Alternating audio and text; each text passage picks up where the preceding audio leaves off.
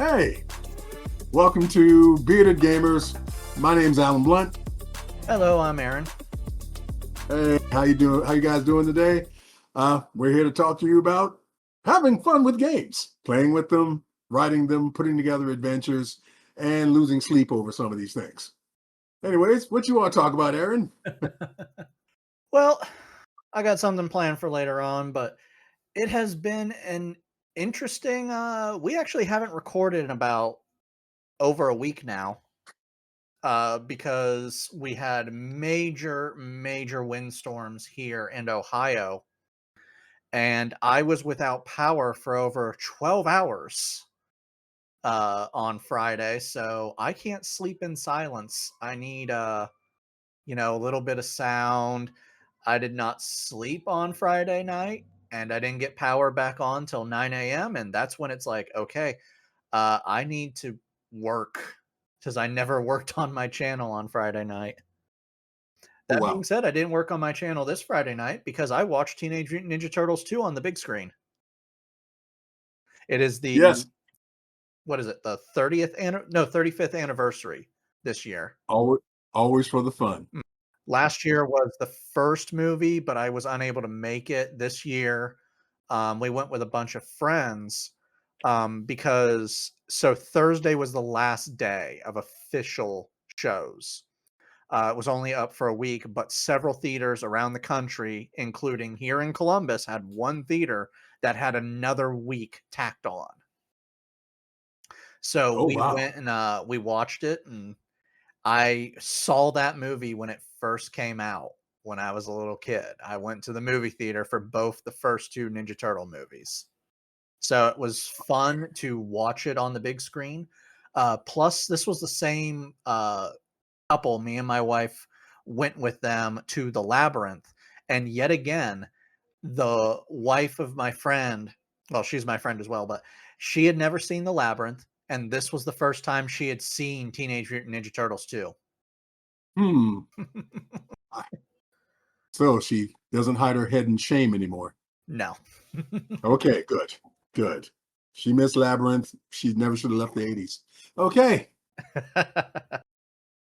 much less the 90s. Now I've seen it on videotape, VHS. And I'd like to point out that they have two kids. One is graduating college, the other one's going to college. But the one that's graduating college, yeah, I was one of the people who taught them how to play D&D. Like, I There met you them go. when they were 14 years old. That's how I became friends uh, with the family. So they are nerdy as hell, about to start the career as a struggling, starving artist. That's normal. Yeah. So I'm like, like I introduced this person to the kid to the Labyrinth, and their father also had never seen the Labyrinth, but he's someone who has seen all the Teenage Mutant Ninja Turtle movies. He has a giant Okay. Godzilla collection. He has a giant Generation 1 Transformers collection. Okay. He's made up for it. That's good. Yeah. That's good. He's Yeah, he made up sent for it. me a picture yesterday. He was at a antique store and he found an old, let's see, I'm looking at it right now, a Imperial Toho Gojira from 1985. Oh, wow. He is very happy How with much that did he have to puppy. spend? How much did he have to spend on that? 15 bucks.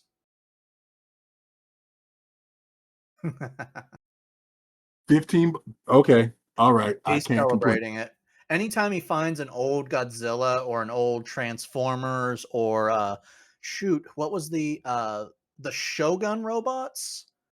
Like I can't Ooh, remember them Gundams now. or were they Mazinger? Uh, they might be Mazinger. I can't I think remember now.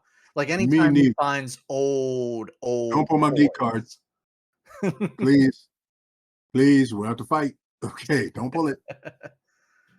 Like he loves collecting that stuff, so he's always sending me fines. As the community is now watching me play with my eye because a freaking eyelash got in it, and I haven't been able to get it out yet. I hate that. Like, people are watching Oh, probably like, "What the hell is going on? I can't see out of my left eye. That's what's going on."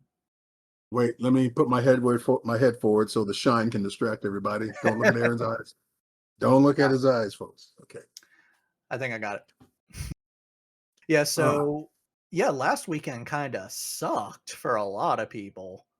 yeah, I was out for 5 hours, Mm. and my boss had asked me if I could make it in. This was to cover my 1 to 10 shift. So basically, it's like, okay, I'll get out of here, reach the facility at 8, work till 10, come on home for the night. My wife tells me 7 minutes after I had left the home, electricity came back. So I was so mad about that crap. Yeah. But talking about great finds online, the best find I ever found online was it was on eBay, and someone was selling a fully assembled, painted, weathered Millennium Falcon. It was about 2 feet across for $5. I remember when you told me about that. Didn't you, give it to, like, one of your nephews or something? I gave it.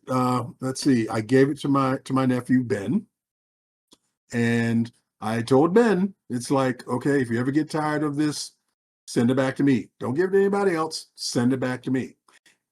If I'm at my funeral and you don't want, throw it in the casket. Send it with me because I gave this to you out of love. Give it back. My wife is always looking, for the people on camera right now, right behind me, right there, that middle shelf, that is my collection of GI Joe classified Cobra figures.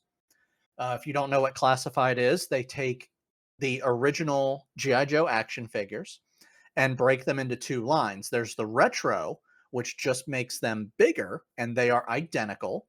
And then there is this one. This doesn't have a special name. This is all updated uh, appearances and weapons.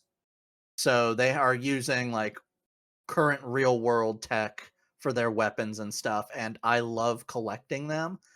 There is a pile. Oh, you can actually see the pile right there. Yep. Those are all GI Joe classified figures that my wife has hunted down for me because Nice. unfortunately it is a bad scalpers market.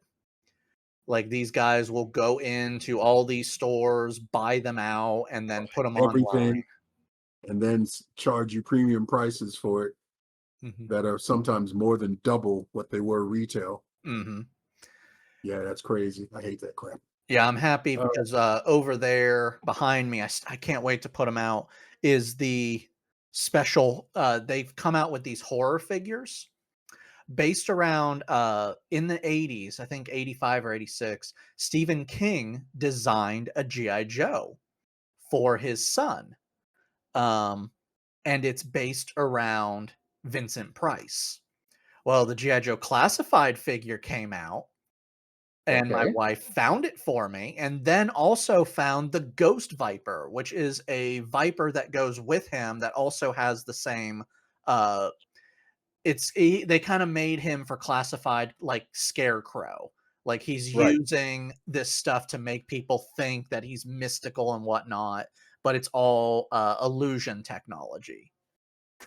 So I got the Ghost Viper, which I can't wait to put that out because it looks sick. That being said, they also made a Ghost Night Creeper. If you don't know what a Night Creeper is, it's uh, ninja mercenaries that came out during their Yep. whole ninja line. I have a Night Creeper. The Ghost Night Creeper is literally just a repaint of the Night Creeper. And I'm like, I love the Night Creeper. I got the Night Creeper right there. I don't need any more. Yeah. Yeah. You've reached your pinnacle right there. Mhm. Though right now my wife is trying to fight the urge to buy a Monster High doll and give it to me. Now, the reason why they want to give it to me is because you can't see it on camera, but there are several shelves that are dedicated to a theme. Directly behind me, now screw it, I'll move over a little bit. We got There you go. Tron, Cobra, Taskmaster. Above that is Gonzo. Over to the side is Skeletor. Monster High just came out with a Skeletor doll. It is a teenage girl that is Skeletor, and my wife's like, I want to buy this just so we have it, but frankly, if I do, it has to go on the Skeletor shelf. I'm like, okay. Have you written up Skeletor? Huh? Have you written up Skeletor yet? No. I keep forgetting about him. Like, I Okay. think I have him ready to go, and I just haven't made him yet. Okay. I need to go look through my files because I still have. We actually just talked about this. When I write up characters, I only keep it long enough to save room. So I think there's a Skeletor write up. I've done Cobra Commander. I think I did Cobra Commander and Skeletor the same day, but only Cobra Commander has gotten a video, and I need to do Skeletor. Have you done the Turtles yet? Which let's see. I have done all 4 Ninja Turtles. I've done Splinter, I've done Shredder, I've done Bebop, Rocksteady, Karari, Metalhead, Slash, and waiting to have it. I've already have everything written up as a script. I got Casey Jones, April O'Neil, and oh wait, no, sorry. I didn't do Metalhead. I did Chrome Dome, the Foot Ninja one. I have Yes. Metalhead ready to go. I want to figure out a couple more. I also did Usagi Yojimbo. Um, Yes. I am trying to figure out, do I want to do an update of Usagi Yojimbo and the Rat King? Because I did 2 different Teenage Mutant Ninja Turtle marathons on my page, and it was just all of them. First did the Turtles, then did the Foot, and then I want to do more. Someone wants me to do Mondo Gecko as well. Okay. I would love to do the Mutanimals because I am old and no one knows what that is. The reason I asked you that is that I want to go ahead and convert them over to Savage Worlds from Mhm. your stats Okay. and pop up their stats on here. All right. Yeah. Okay. Yeah. I spent some Uh, time figuring out each one of the Ninja Turtles and giving them different abilities and figuring it out. My 2 favorite ones, though, were Shredder and Splinter. I just loved making those 2 videos. nice. Okay. Okay. Definitely I have to do write-ups on all of them. Oh, why did you open up my child brain? Oh, uh, actually, Ellen, father my of room is father of a covered young in child. toys. I didn't notice. And These are only the visible toys. There's more behind the shelves and more downstairs.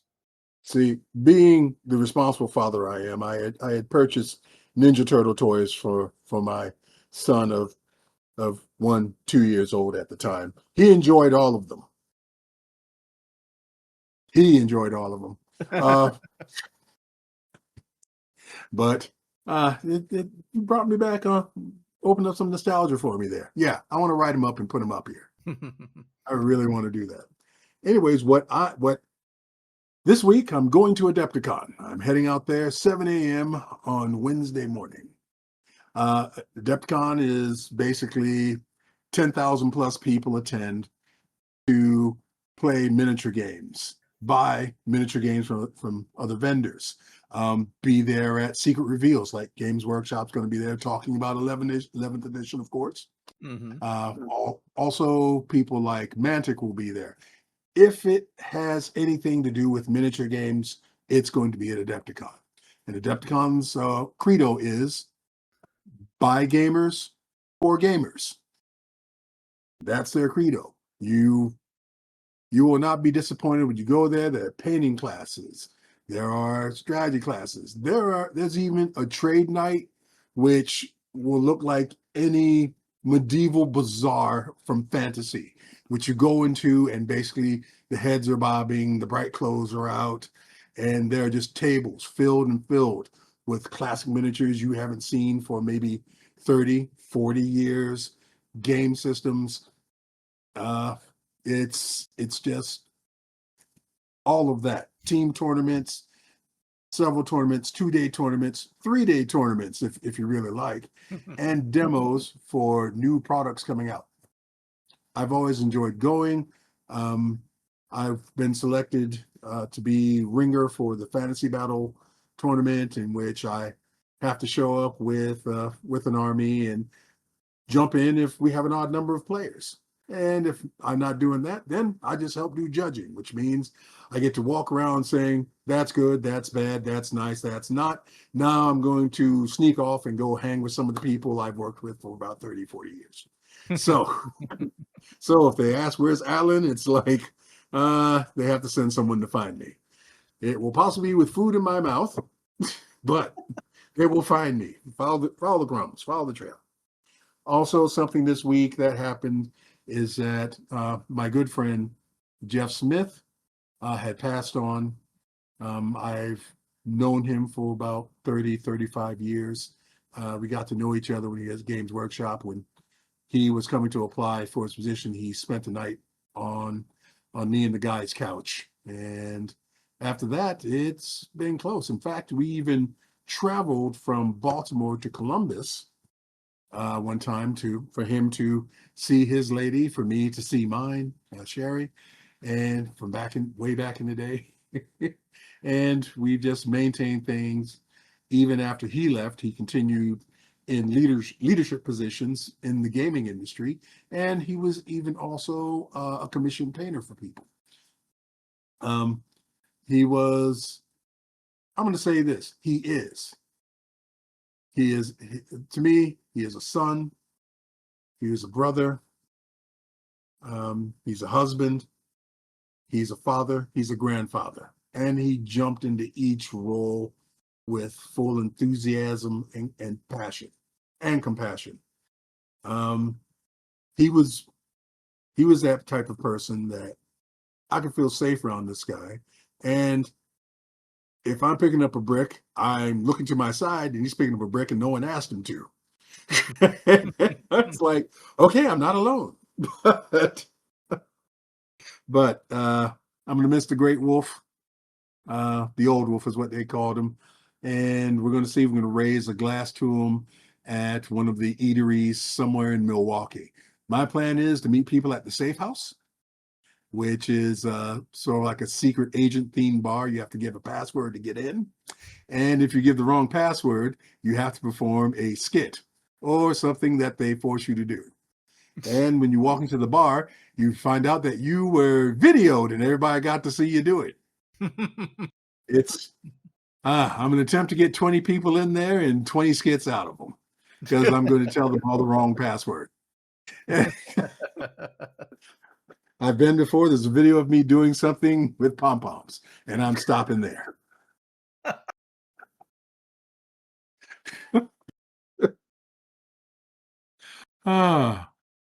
And now a word from our sponsor.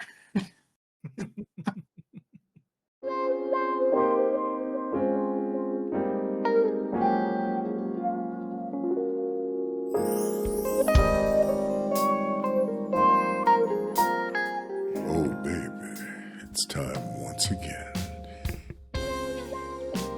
You know what I'm talking about. But what's this? Not just you this time, I see. Looks like you brought a friend. Well, baby, you know I think three's company, so let's get started. Oh, yes, ladies, we're going to ride this train all night long. Don't be afraid. And the tales we'll tell about this night will send tingles up our spine. Oh, and I've wanted something like this all my life, babies. You ladies are so crafty. I'll be sure my aim is true. Now, time to map this train towards our destination of love, babies. Okay, my love, it's time to tag our special anniversary guest. I can't focus just on you. Don't worry about the sheets, ladies. We've got plenty. Now, when it comes to love, ladies, you know that we have the edge. I mean a lot of edges. Like all the edges. An excessive amount of edges. And of course, you know, I brought protection. But with beautiful boxes like yours, I'll take all the edges, babies. Let's look inside. Ooh, a journal. Something to record our love with. How thoughtful. And ladies, I'm an attentive lover, so be sure to let me know your status so I can give you all the options and situations, if you know what I mean. And what's this? Seriously, ladies, what is it? I have no idea. I have absolutely no clue. I'm thinking a toy of some sort. Oh, babies, I like that. And this, my babies, are special books of love. One for each of you and a few of your friends, if they want to come over next time. And speaking of next time, oh, babies.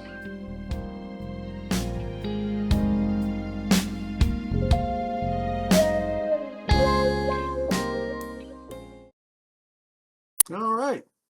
So once again, to my Savage Worlds addiction. What I want to talk about today is Pathfinder for Savage Worlds. This is the lead-in if you play D&D or you play Pathfinder. This is the perfect book for you to get with the full rules of how to play Savage Worlds in the world of Golarion. Notice that map behind me? There's a reason I got that map behind me. Can you guess why? That's where the world of Pathfinder is based. So this came out on a Kickstarter about several years ago, and it was a box set. In that box set, you got the Pathfinder rule book, you got a bestiary, you got poker chips for bennies, you got custom dice, you got a cloth map of Golarion, you've got character cards, archetype cards, like the one I'm going to show you right here. Bam! That's Ezrin, which is one of the Pathfinder iconics. And what's great about this book is that it gives you character classes as edges. And they're free edges, so you don't have to spend any of those precious special ability things on them. So let's look at this book here. Once again, we have about 200 plus pages, to be exact, 256. It's got the 3 ribbon bookmarkers again, and it's hardback, and once again, being published by Studio 2 Publishing. Quality job on what they did with the book. And you can get it at your friendly local gaming store, or you can go directly to Studio 2 Publishing, or you can go to Pinnacle Entertainment Group and get the book. Now, I will always recommend going to your friendly local game store, because you want them to stay open so you can have a place to play games. Yeah, doing things online is fun, it's convenience, all that, but there's so much more when you have a group of people around you playing. That's why conventions like Gen Con and Origins and several other cons across this country always have attendances of about 6,000 to 8,000 people on average. So I would always recommend, if you can get it from your friendly local game store. You want them to stay open, and believe me, if you ask, sometimes they'll even give you a discount, better than what the online people can do. Keep these places going. If they die out, believe me, the population drops. The population drops.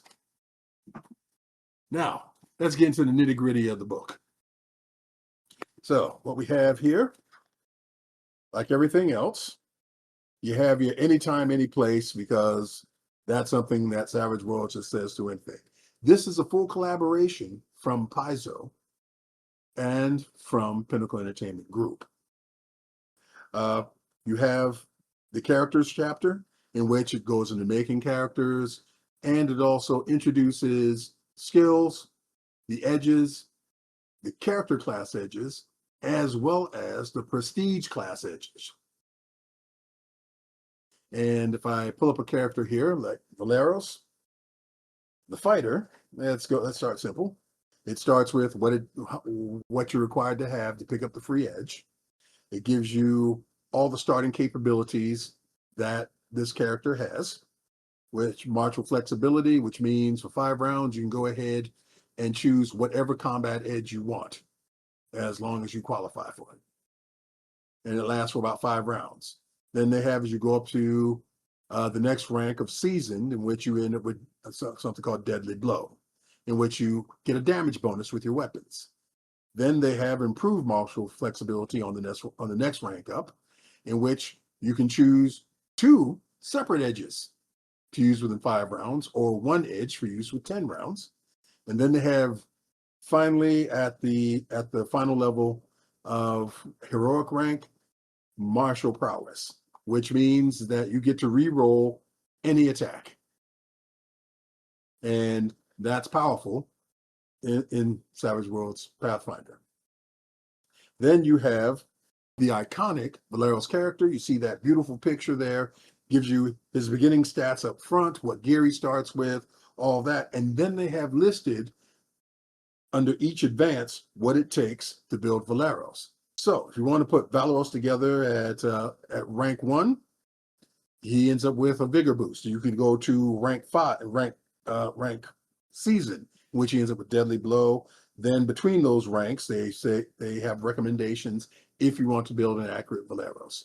They do that for all the other Pathfinder iconics. They have everything from the barbarian all the way to the wizard, complete with their names, complete with pictures, complete with personalities.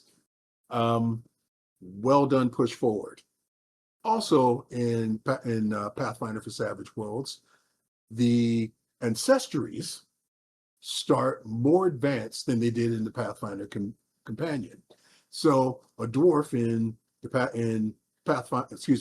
Savage Worlds Fantasy only has dark vision, increased toughness, and reduced pace. Well, dwarves in this system have an extra tagged onto them, like fighting prowess, and that's a big jump. You'll find that your Pathfinder characters or Pathfinder ancestries are more powerful than the basic Savage Worlds ancestries. And you have the full range of ancestries for you ready there. And that takes care of the character section.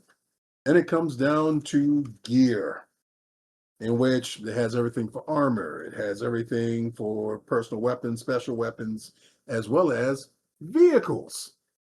Yep, there are vehicles in Pathfinder, and they transported them over to here. Another thing they have is basically the basic rules. Guess, surprise, surprise, they're the Savage Worlds rules. 100%. So you don't have a heavy learning curve if you already play Savage Worlds. Then there's the Adventure Toolkit set, which gives you allies, creative combat, downtime, and what can happen in downtime. 4 rules for those: dramatic tasks, how fear affects things, hazards, interludes, rules for mass battles, as well as networking, quick encounters, the planes, social conflicts, and rules for travel. Next chapter, of course, are powers. Okay, same rules for powers as they were in basic Savage Worlds, as well as what do they have here? Power summaries, and they've also mapped out powers from Pathfinder to Savage Worlds. So if you say, well, I really like this power from Pathfinder, it's here. It's here. They tell you, they even give it the same name. So you'll like that. You still have the options to do trappings and adjustments on all your capabilities. So it gives you that special Savage Worlds bump. Also, another thing about Savage Worlds powers, you're not limited to a certain number of powers in an 8-hour period. As long as you have power points, you can use your powers. You can select which ones, and they can be as devastating or as small as you select them to be. All the way from novice rank all the way up to legendary rank. Then they have magic items. And here's the great thing. They had translated Pathfinder magic items to Savage Worlds. Got the same names. They even have the deck of many things in here. Yeah, these people are crazy. You say that people are crazy. someone has thrown multiple decks of many things at my players at once. Go ahead if you like. If you like, I think you're insane, but I've known players to pick 5 times. It's like, I have, and there was one time. Let me go ahead and lambast my friend Eric Nibb. Long ago, we're playing in Frederick, Maryland. A deck of many things comes out. Well, someone managed to get the highest level card. I think it was the Sun. Eric refused to pull because that was the card he wanted. He wasn't going to take a chance if he wasn't going to get it. He said, I'm stopping right here. Because he didn't even pick. He's got the Sun. I'm done. I was playing a gnome with impulse issues. So I pulled multiple times. The last time I had a deck of many things in my game, I realized I planned it long before the game even started, so it was coming. And then I realized, oh God, I know exactly who's going to pull first. And I have actual deck of many things, have had for years. Beautifully made Right. deck. I'm like, I just have this really bad feeling, so I'm going to make sure this is nice and shuffled. But there were 2 cards that I removed from the deck because I didn't want them together. I put them back in the deck, but I had to shuffle them in separately. That was the card that destroyed all your magic items and the card that Yes. destroyed all your worldly possessions. Because I don't know Okay. why. I just got this feeling that they're going to be drawn by the same person. They were drawn by the same person. The same person. I shuffled the hell out of that. He was the first 2 cards. He lost everything. I don't know why I felt it, but I knew it was coming. I can see her now.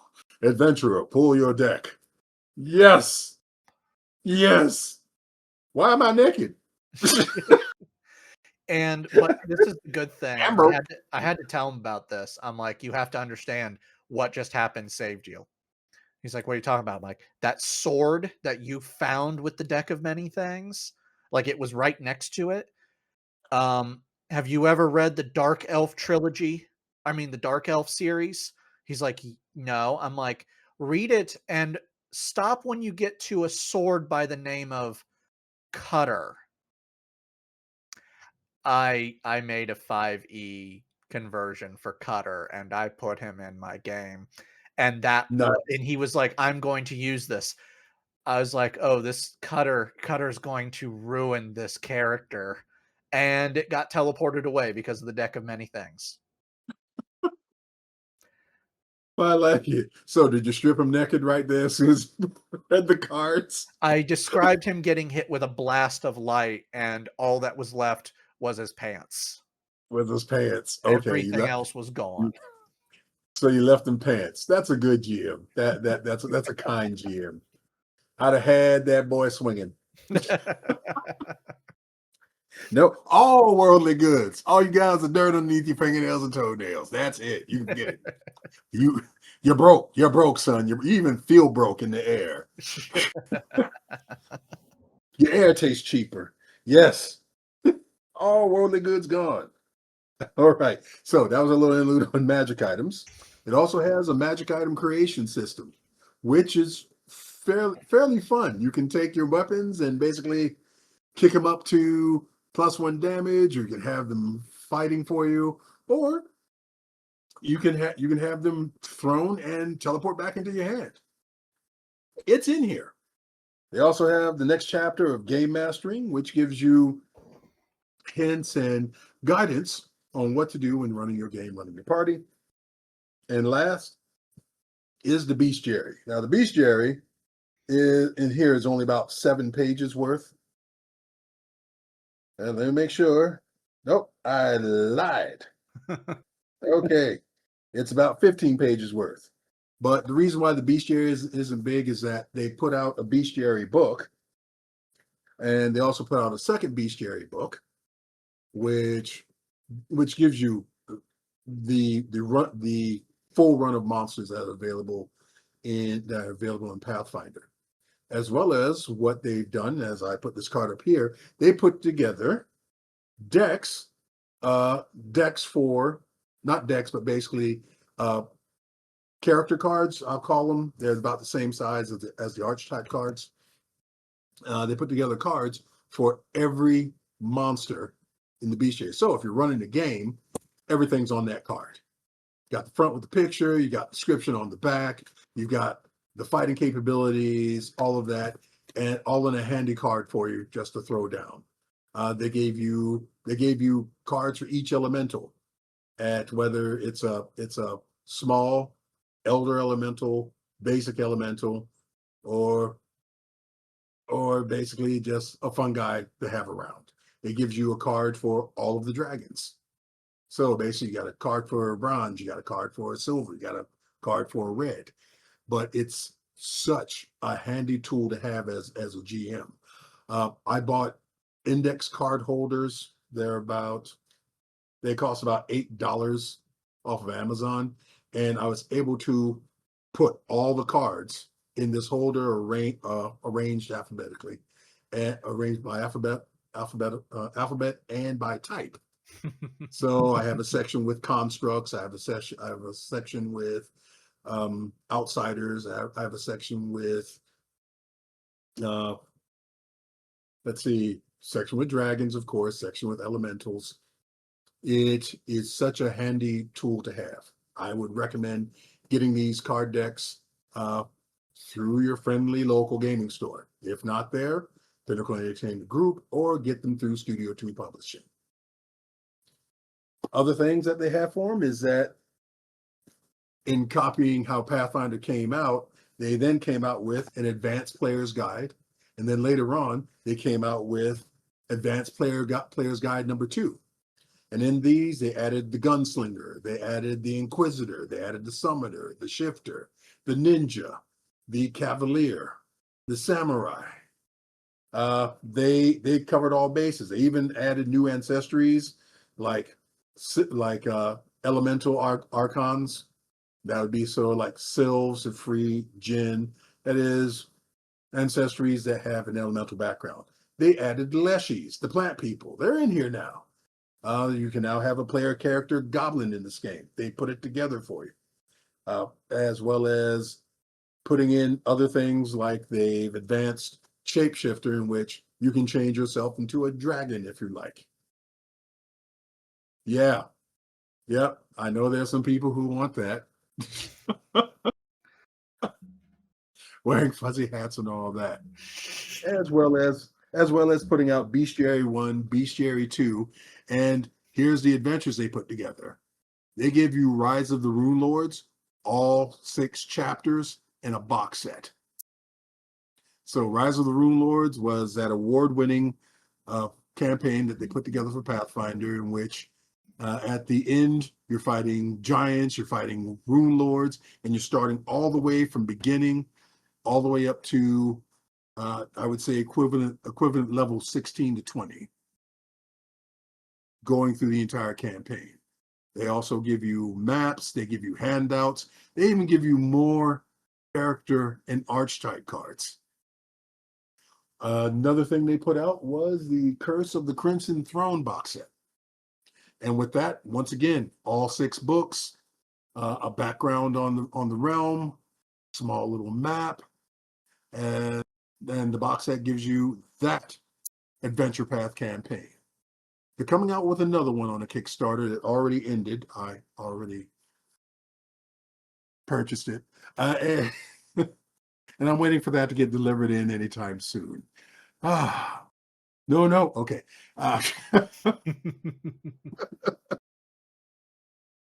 But once again, Pathfinder for Savage Worlds, that is your entry into Savage Worlds if you're a regular D20 player. It'll give you the same flavor and everything. As I once said before, I can give you rules for a fantastic game. It's not worth nothing if you don't have a decent enough GM. And that goes for everything. But once again, my preference lies in that. Next time we meet, I'm going to go ahead and introduce you to my conversion clinic, which I convert D20 characters over to Savage Worlds. And if you were listening earlier, you're going to see some Teenage Mutant Ninja Turtles. Might even see Shredder. Might even see, yeah, you know I got to do the Rat. I got to do Splinter. I got to do Splinter. I got to do Master Splinter. April, she's just hang on device for me. I enjoyed Casey more. Hey, Aaron, what you want to talk about? So I just had, this is interesting because through every single episode we've recorded so far, one thing gets mentioned a lot. And today, for some odd reason, it's only been mentioned once. And I just find that funny. And it's because I actually do want to talk about it. Because leading up to, oh God, we have no power, I'm not sleeping for 24 hours, things were happening in the gaming space, and a lot of things.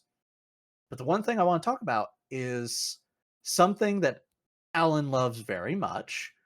I have not taken part in it myself too much because I am a broke mother effer, and that is Kickstarters. Because a lot of cool Kickstarters have happened this month, and I just want to talk about them happening. And I will say, yes, I have been in Kickstarters. I've done almost every single Kobold Press Kickstarter, with the exception of the Tales of Valiant. I was broke, so yeah, I wasn't doing it. I did get back into it for the Labyrinth. Is it just called the Labyrinth? The Labyrinth World book, which was their multi-dimensional Spelljammer-esque, Planescape-esque book. It was actually kind of a mix of both Planescape and Spelljammer, along with a bunch of their older stuff mixed in. But so what got me on this? Hey, Alan, have you heard about the brand new Godzilla the Roleplay game? Why, yes, I have, Aaron. Did you see who's making it? Toho? No, who the designers are. No, I have not. I'm about to say the three designers. And if you recognize even one of them, dear listeners, you've been playing games for quite a while. The first one, a man by the name of Mark A. Latham. Now, for you who don't know that name, you probably wouldn't. He was a major player in the Lord of the Rings miniature games. He was a designer. I don't remember if he was the Lord of the Rings miniature game or the War of the Ring miniature game. They use the exact same miniatures. It's the same. Yeah, they use the exact same. Yeah, I can't remember which one he helped with. The next name. This guy sounds familiar. Gav Thorpe. Gav Thorpe is a major player yet again at Games Workshop, but he was also, I forgot to say Mark Latham was also an editor on White Dwarf. I also believe Gav Thorpe was an editor at one point. He's written for the Black Library, and he was a major player in the Warhammer 40K editions. Yes. And then there's one last designer. Very odd name. A man by the name of Jervis Johnson. Alan is freaking out right now. And if you don't know who he is, that's your Primarch? Yeah. That's my Primarch. When I was working for hobby support, he was the lead of my department. Yes. Jervis is a major figure in the Warhammer community. He may have also played a very valuable role in the destruction of the squats. We do not know. There is no confirmation on this. I do know you never mention that word around Nope, him.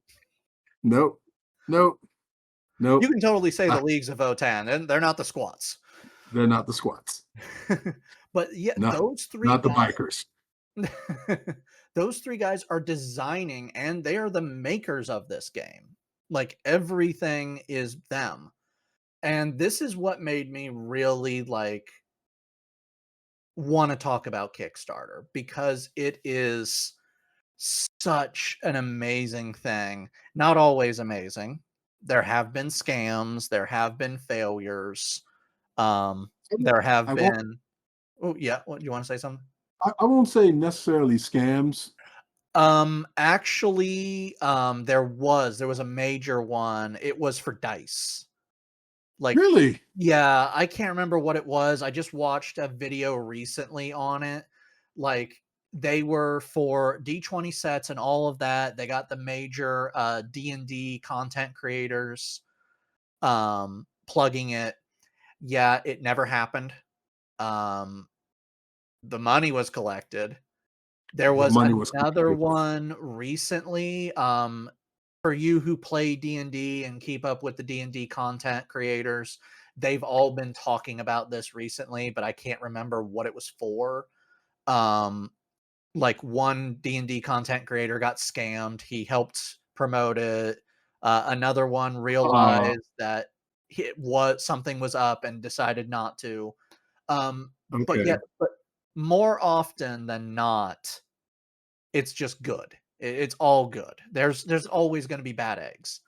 The only Yeah. Kickstarter I've been involved in that turned out bad, unfortunately, just it coincided with the destruction of a company. The Kickstarter had nothing to do with it. It was just happening.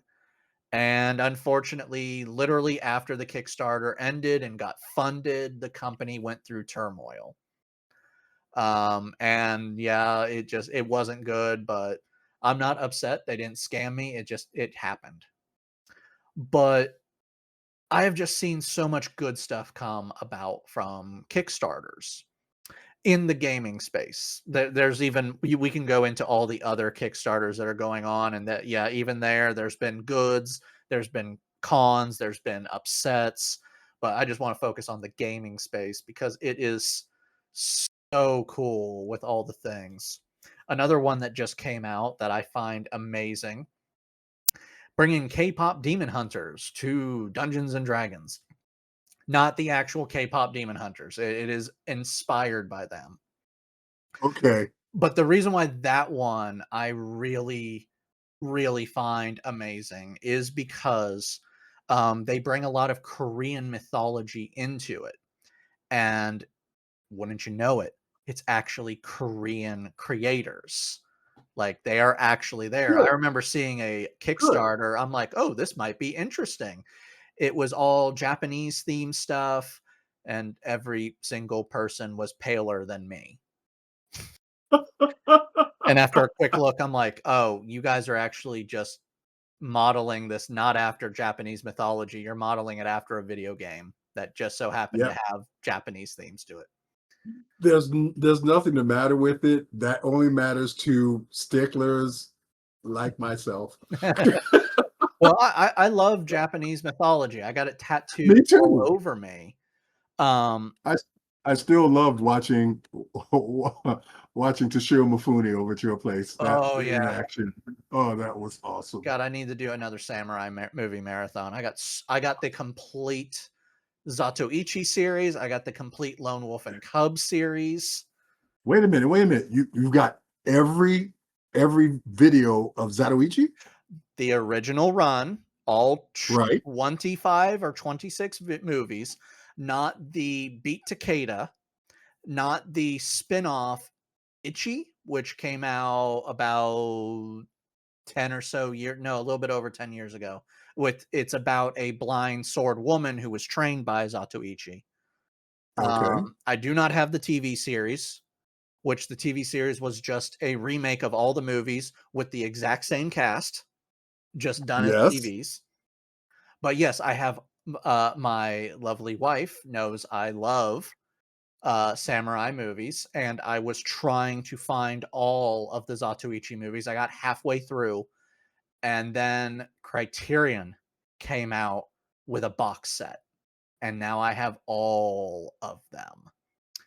They're Nice. currently trying to get me all of the Sleepy Eyes of Death series, but unfortunately, most of that is now out of print just because no one cared about it that much.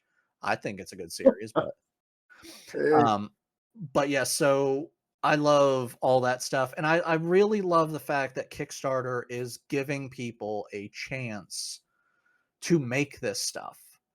Because if I've had so many conversations with people about how to do business, like even on a friendly local game store level. right. And we were sitting in the guard tower, the second guard tower, on a break from D&D, and I explained to them why a game room is both a money sink and the best way for a game store to make money. Yeah. It's a money sink because there's no product in that game room. Exactly. It's taking up space. And neither of them ever thought about that. And then I go into further stuff about the products themselves and the business. Like, the gaming industry is incredibly intricate and very delicate, because unfortunately it is a niche. Like, not all of if you are a tabletop gamer, you might not be into role play games.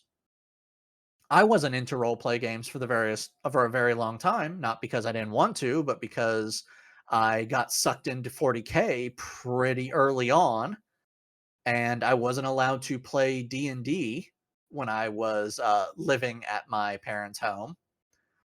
But my dad let me play 40K. That was a huge mistake on his part.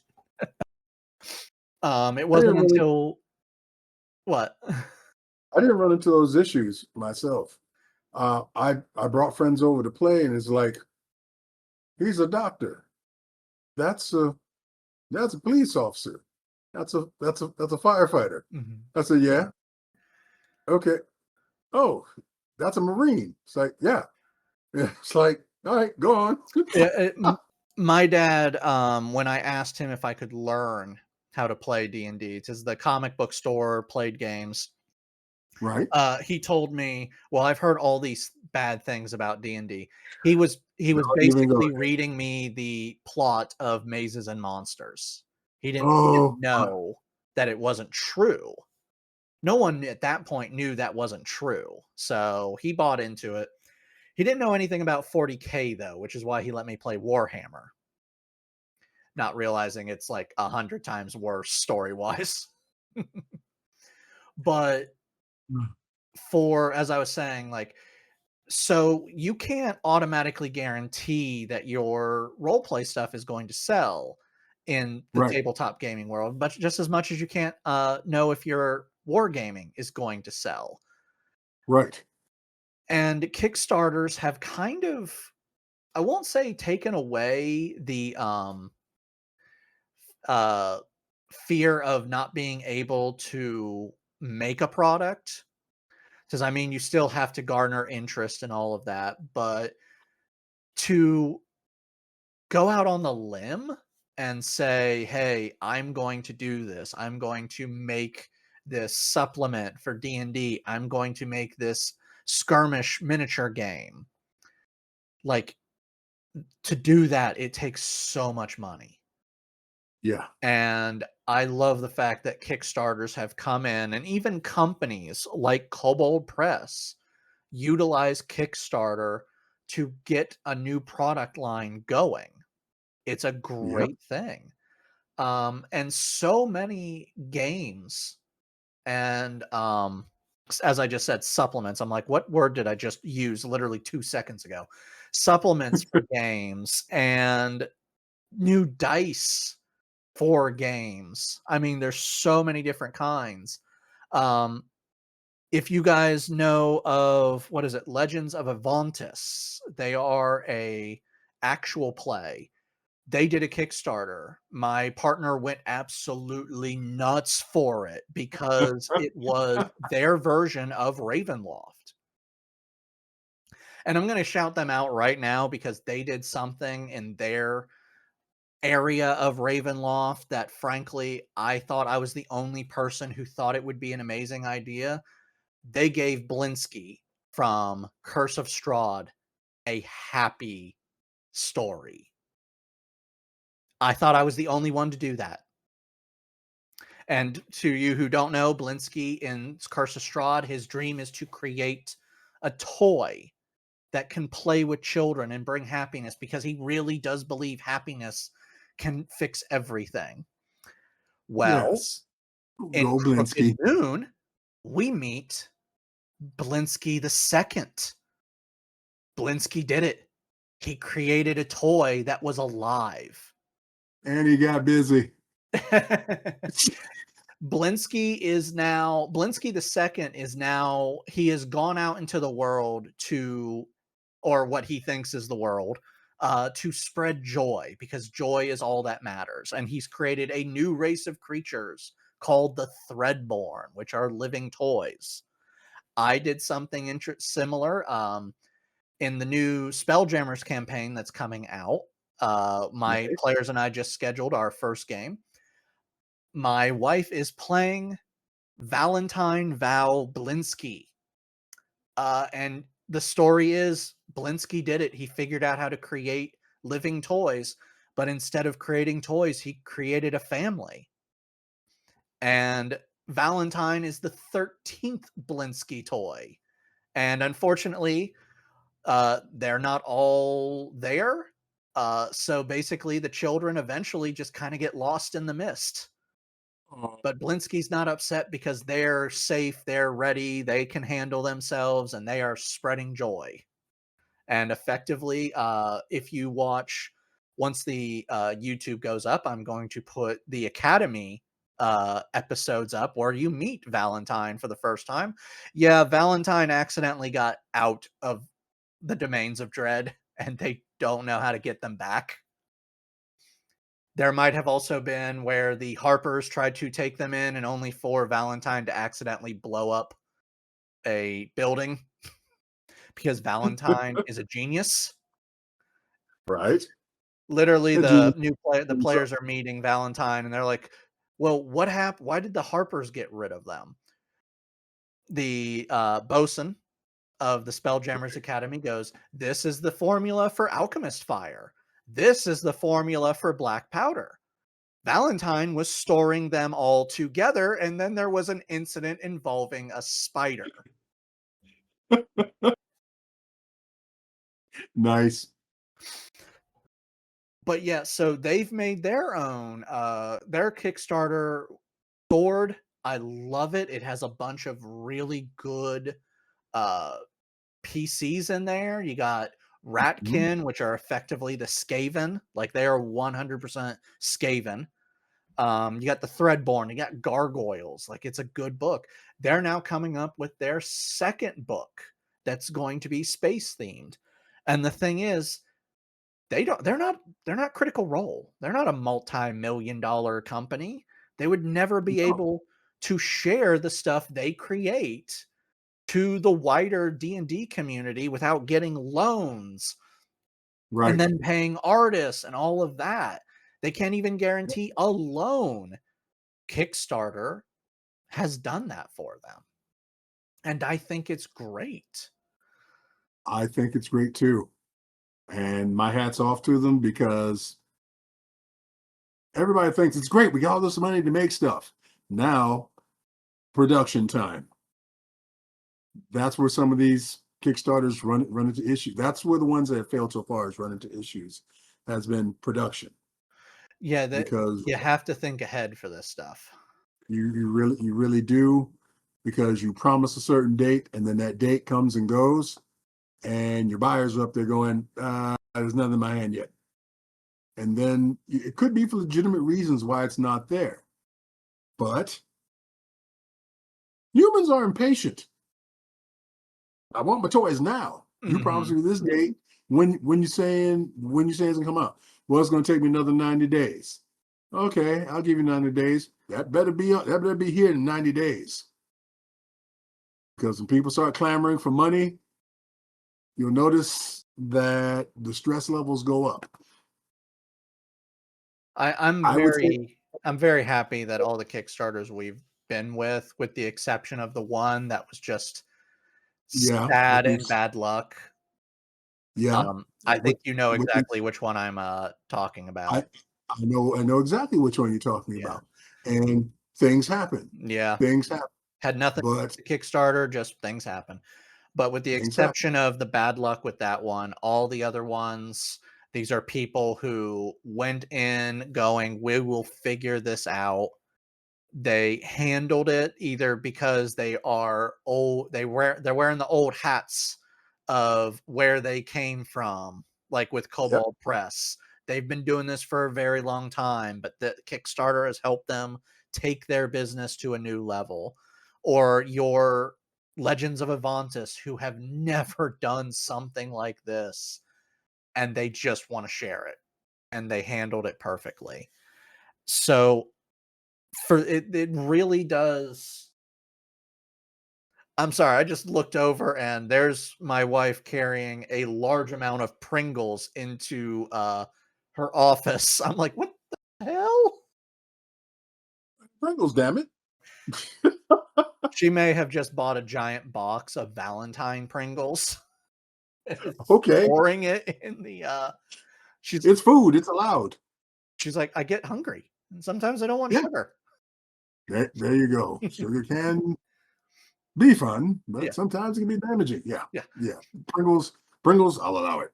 Yeah, Pringles are fine. But yeah, so I'm just been watching all of these different Kickstarters go live these past couple weeks. There have been a lot. Plus, as I've mentioned, my latest Kickstarter I've joined, Mage's War, is getting close Mage's to. War, what's that about? So Mage's War is by Critical Crafting. If you play 5e and you want uniqueness, check out Critical Crafting. They have so much cool stuff. I have their Cryptids rulebook. I also have their Wild West rulebook that adds, revolvers and desert and all that to the game. But Mm-hmm. Mage's War is their biggest project to date. It is a whole world.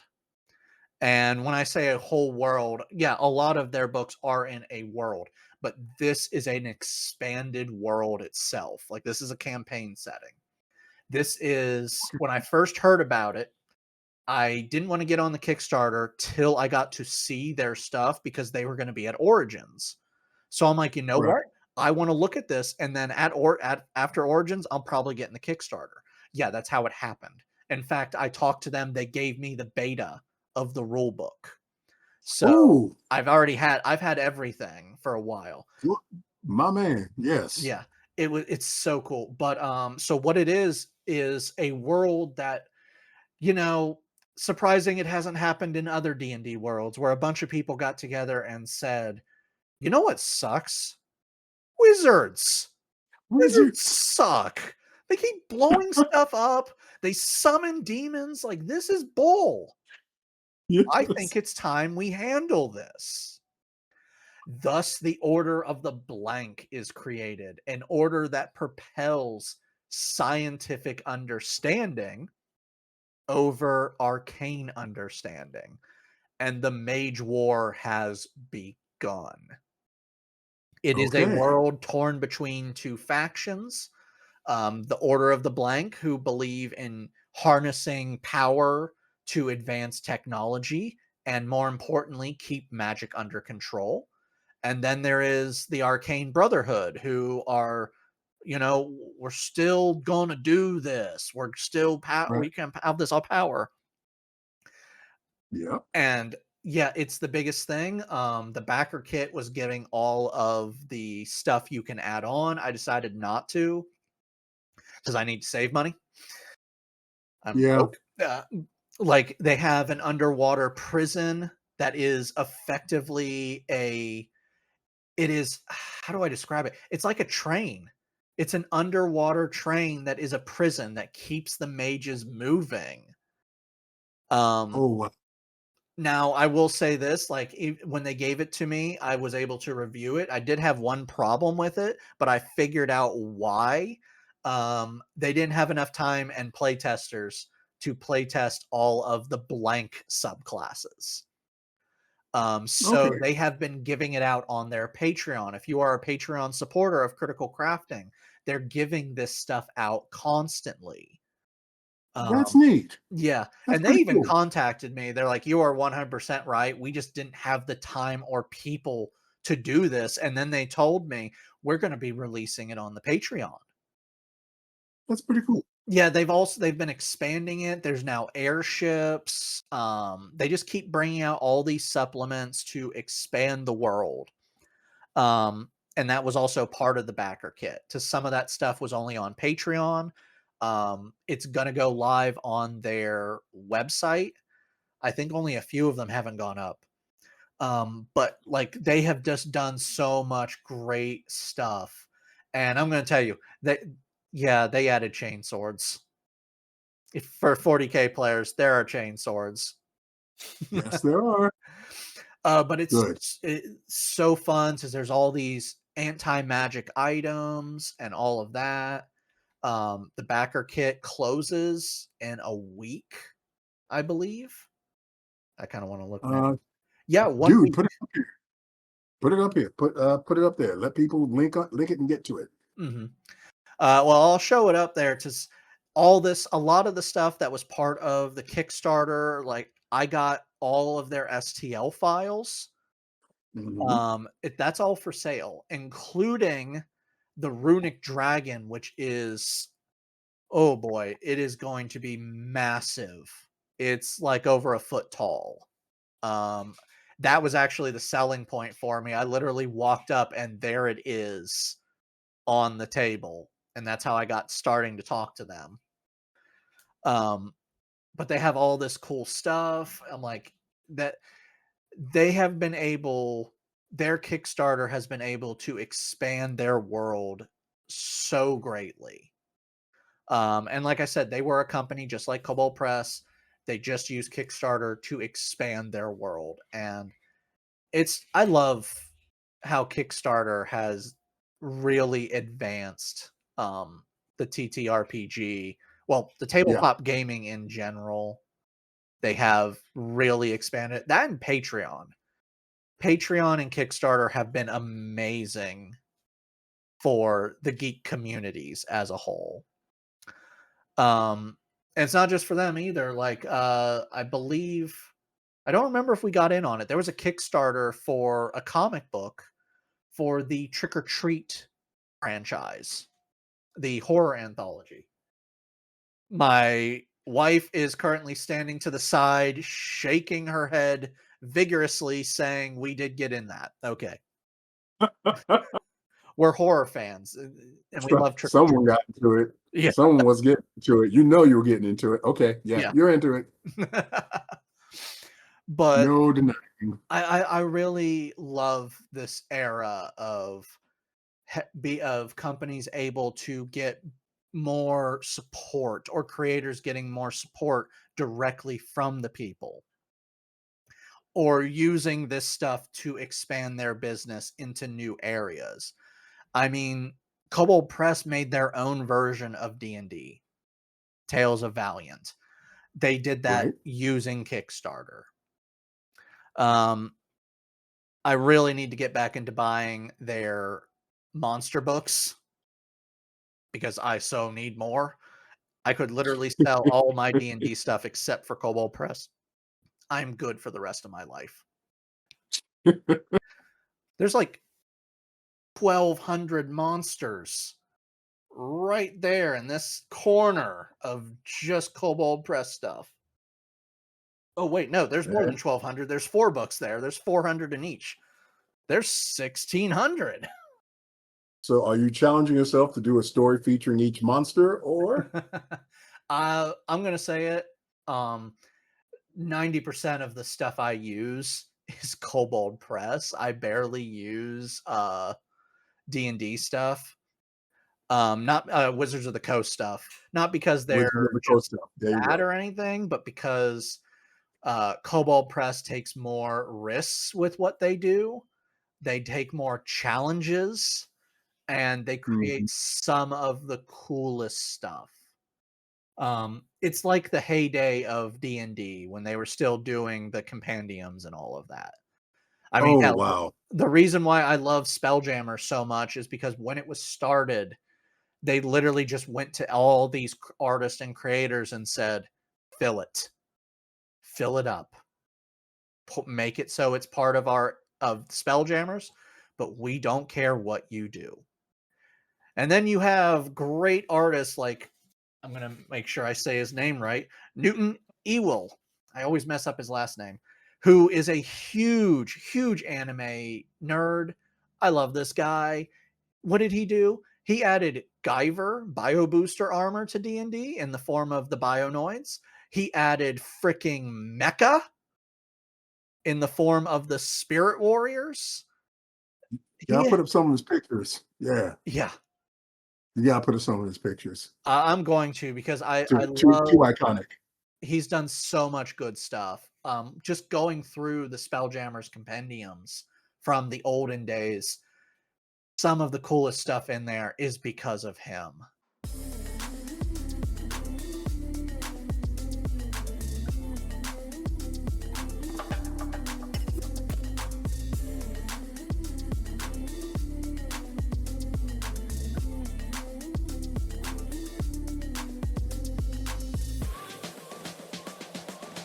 And all these artists and all these creators were just allowed to do what they could to fill this world. And Kobold Press, in my opinion, has kept that tradition going. I mean, even if, for you who don't know the history, like White Dwarf, before 40K, before Warhammer, it was a Dungeons and Dragons magazine. And they did something called the Fiend Factory, where they Yep. just created all of these things and let people create all these things. Most of those ended up in the Fiend foil for D&D, and they're still being used today. The GIF, the GIF, Yeah. the creatures that hate the Mind Flayers so much, they were fan-made stuff that White Dwarf published and TSR loved enough to put in. Yep. Get Um, Yankee, get Zeri. Yep. Yes. There's just, if it hadn't been for Kickstarter, Kobold Press would not be able to do half the stuff they have done.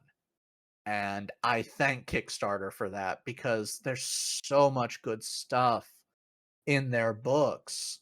It's so amazing. Tome of Heroes, which was their player book.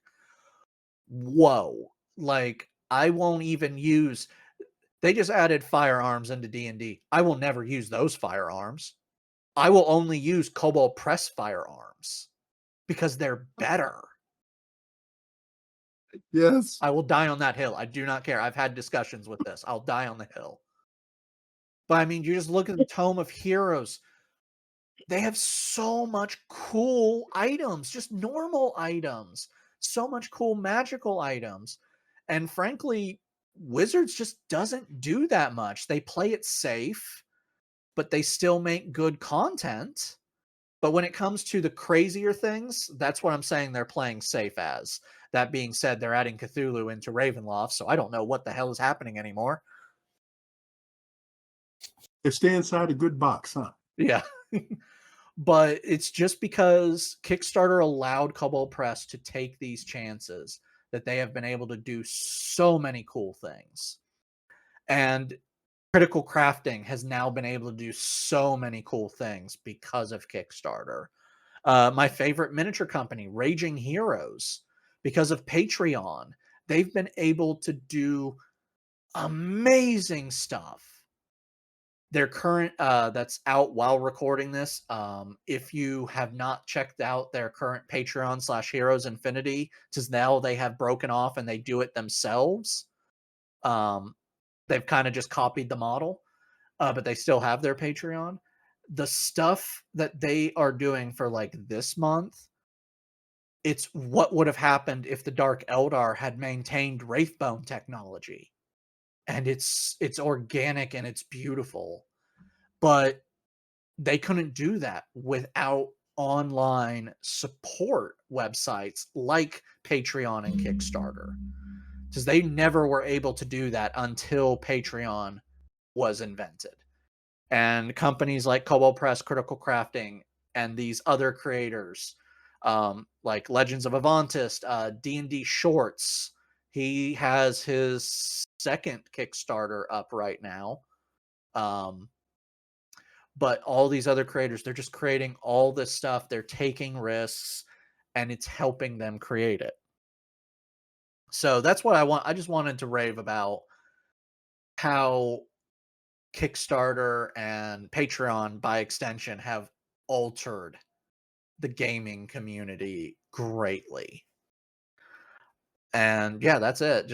I've just been watching all these amazing things happening, and I just wanted to say this is great.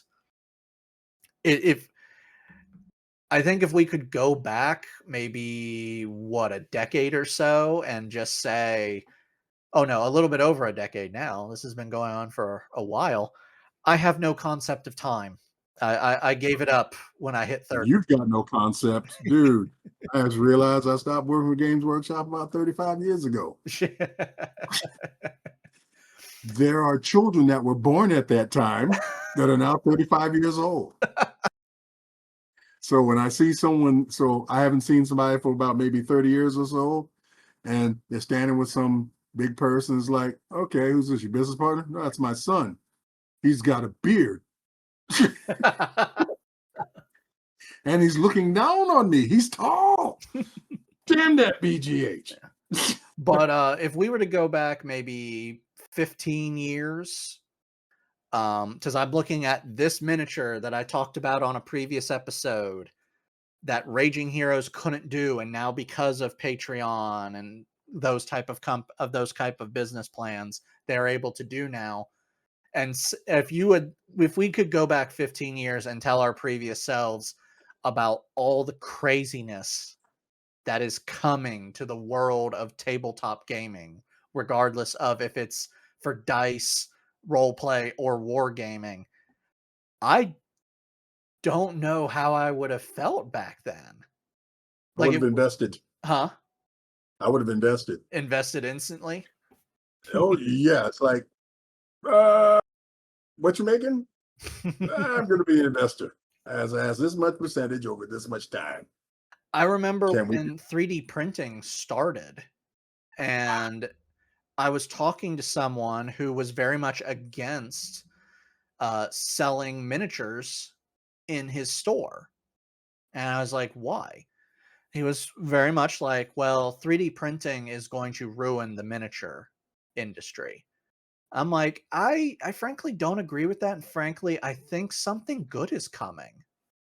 Of course. And a little bit after that, the companies started getting into that, and they launched these Patreons, they launched these Kickstarters, and it's never been the same, and it's so much better.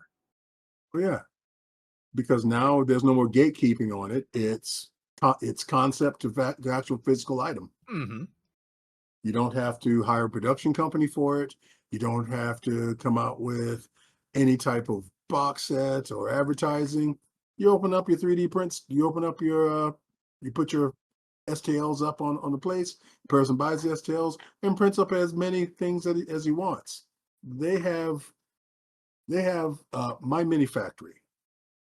My Mini Factory have sculptors who have tribes. And what the tribe does, they put out one theme a month, and all you have to pay is something like about $10 a month, but you'll end up with about 10 to 15 different sculpts. Mm-hmm. And when it comes to 3D printing, you can reprint these sculpts as much as you want. Right now, so I know there's a sculptor with a tribe out there that has about 2,000 members. And each member is paying $5 a month. So he doesn't have to warehouse items. He doesn't have to ship items. Mm-hmm. All he has to do is keep a digital presence, which might cost him, oh my God, $5. And $5. And of course, the page takes a percentage of the sales, but he's looking at clearing about $8,000 a month for being creative Mm-hmm. and sculpting fantastic products, bringing items from concept to reality. 15, 20 years ago, 30 years ago, it was an expensive endeavor. You had to pay the sculptor. You had to pay the production company that makes it. Mm-hmm. You had to pay shipping on everything. And then you had to purchase so many lots at a time to get a contract with the producer and to receive those items. Then you had to warehouse it. Now you've got to sell it. Today, we move time up. I put together 15 sculpts. It possibly took me about 10 days to put these 15 sculpts together. I'm putting them up on here. For $5, you get all 15 of these. What was the cost to him? Other than his time, or her time, other than that sculptor's time, there's no other real expense they have to put into getting their concept out. Maybe some advertising, but that's it. Mm-hmm. And I just remembered there's also GoFundMe, which is now also being used for the gaming space. A bunch of content creators who specialize in martial arts and weapons all realized that they all play D&D. Or, well, at least most of them did. A couple of them wanted to get into D&D. They launched a GoFundMe. And because of their fan bases, because I paid attention to all of them. Like, I love these guys. They hit their goal in 4 days. They now have 3 seasons guaranteed for a D&D actual play. It just started. The second episode is out. I need to sit down and watch it, but I have yet to link that to me. Yeah, link that to me directly. I don't care about anybody else at this point. Yeah, link that to me. Just because if anyone's wondering, I have 2 different YouTube channels that one is my main channel, the one is my private one, and I just watch stuff on my private one. It's set to my TVs. I haven't added them up yet. I need to so I can watch them. And of course, so they got 3 seasons all ready to go. I should say that they live all over America, excluding one who lives in England. One of them's actually from here in Ohio. Nice. Sensei Bensei. He is a martial artist, but he's from Ohio. Lots of them are from Texas. One's from England. And so, they needed to be able to afford a location. They needed to be able to afford plane tickets to get everyone out. They needed to be able to afford all this. 4 days was all it took them to hit the goal and surpass it.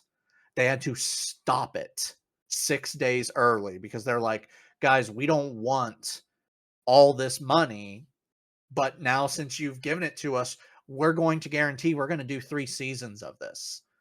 So 3 whole campaigns.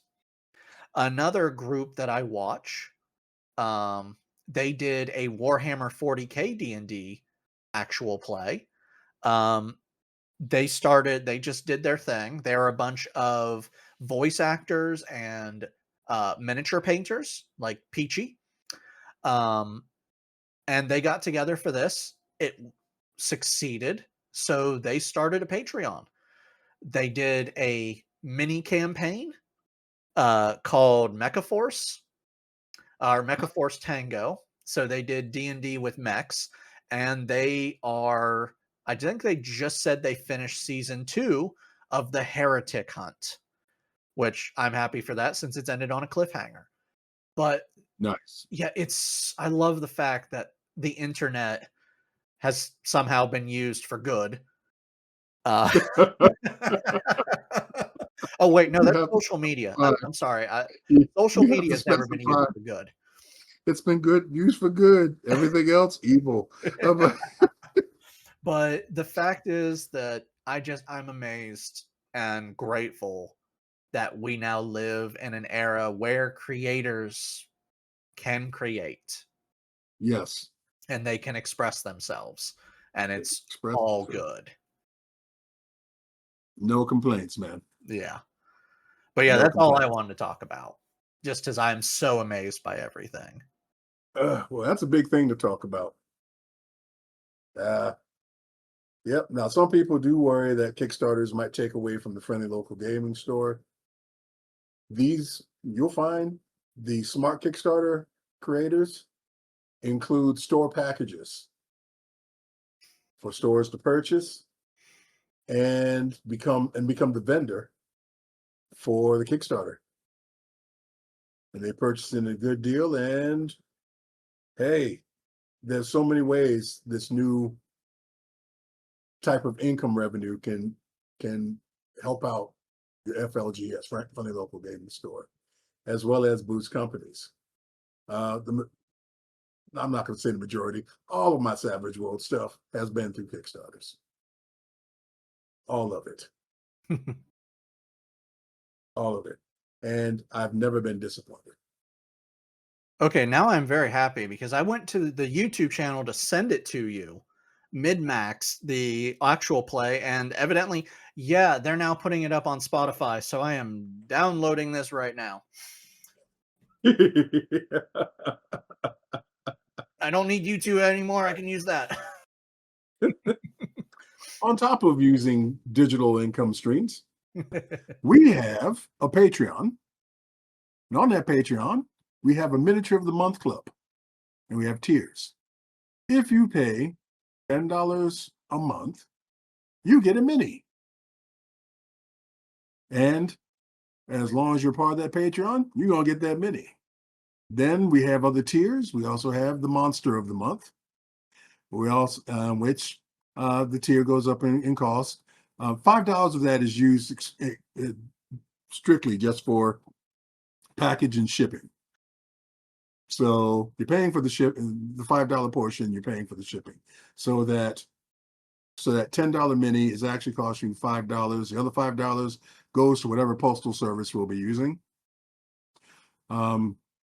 The Monster of the Month, that's $25. We also have the Battle of the Month, which is monsters, an entire party. I'd say about 4 hero miniatures, 2 monster miniatures. We also have the Giant of the Month, which would either be a giant, a vehicle, a dragon, something huge. And then we have the Giant Bundle, in which you even get more huge miniatures, and you also get I call it the boss fight, in which you get all the heroes for the month, you get all the monsters for the month, plus the giant. All at decent pricing. Just remember, $5 is for shipping. And we also have, thank you for appreciating us. A thank you, $5 a month if you just want to help us keep the lights on and basically come up with more content. Our hope is to retire doing this. Get into Patreon.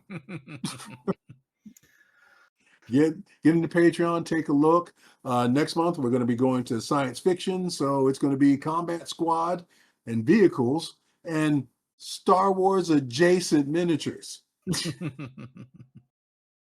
Star Wars adjacent. They will have laser swords, not lightsabers. Yeah, I'd like to thank everyone who's been listening or watching, I should say, because we're just strictly a video format right now. Might change over to podcast as well at some point. Alan does not see the analytics, but I do. And I'll say this, for a brand new channel, the views are great. Like, normally, I'll give a peek behind the curtain. From your first episode to your second episode, you have a 50% drop off. We had that, but that was not that bad of a drop off considering what we had for the first episode. My first episode I did on my channel, I didn't reach any of this. And looking at episode 2 to 3, there's almost no drop off. So are we a successful YouTube channel? No, but the fact is, like, you guys are enjoying this. It is showing that, you guys are liking it. And I'm happy you are. I'm someone who always likes to thank my people over on my other channel for enjoying the build, and I have always said something, and evidently someone on my channel has decided not to listen to the openings anymore where I actually say this, because he's like, you don't say it anymore. I'm like, it's in every video, dude. As long as there's one of you who are really enjoying this, I'm gonna want to do it. Like, I am going to want to take part in this as long as there's one of you. Just as long as one person's enjoying it, I'm happy. And I can say we've got quite a few people that enjoy it very regularly, actually. So to you guys watching, thanks. But that being said, always remember, hit the like button, comment, even if it's just to say hello, not actually even say anything, but a smiley face, but gibberish. Yeah. The algorithm doesn't know the difference. You And can that tell will, us to. yeah, that will feed the algorithm. It will push us out. More people can see us. Tell your friends about us. Just go, you gotta see these two annoying old bastards. Like, they just ramble on for no reason. Like, yeah. Ramble, ramble, ramble. Ha ramble. I used to have a show called Rambling Geek on my channel, Ramble. just as I would ramble on about teaching people how to play D&D. It's no longer up just because the video quality, that was my first series, so the video quality is terrible, but it's what got me into loving doing content. So, but thank you guys, seriously. Yeah, just thank you. I can't even think of anything else to say other than thank you guys so much. All I got to say is we take commentary. We're big boys, so we'll take any type of feedback. Don't be afraid. I'm an adult. I'm 60 years old. So, other than physically attacking me, I've heard everything. Mm-hmm. So, your feedback, show us suggestions. Do we want to invite somebody on the talk? Do we want to put together personal meetings and talks? Do we want to run games for you? Hey, we're available. Come on, spit something out at us. Let's see if we're up to the challenge. But that's all I have to say. Please check the Patreon. Please hit the like button. Please, please, please, please keep your creativity and the magic flowing in this incredible hobby that we jump into. One of the most valuable things you can have at any age is your imagination and your sense of wonder. You'll find if you lose those, life isn't that bright. I was actually But talking to someone at work, and they were commenting about how I know a lot of stuff. I have this wide array of knowledge. And I explained to them that curiosity and wonder are what make us human. And the second you stop with either of as those, well as bacon. no, that's what you enjoy for being human. Okay. That being said, I'm not Wrong. actually a bacon fan. Meat should not be crispy. Who I'm are gonna you? let that quiet for a while. Who are you? Who hurt you?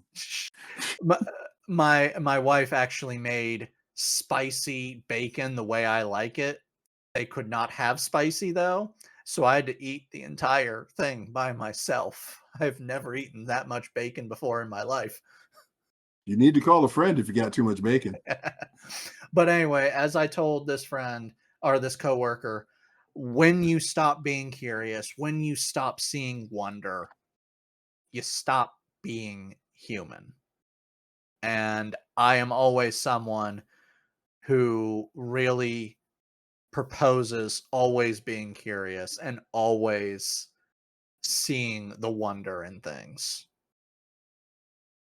So, yeah, we're going to keep sharing the wonder, and I hope you're curious enough to want to hear what we had to share. Thank you. Thank you.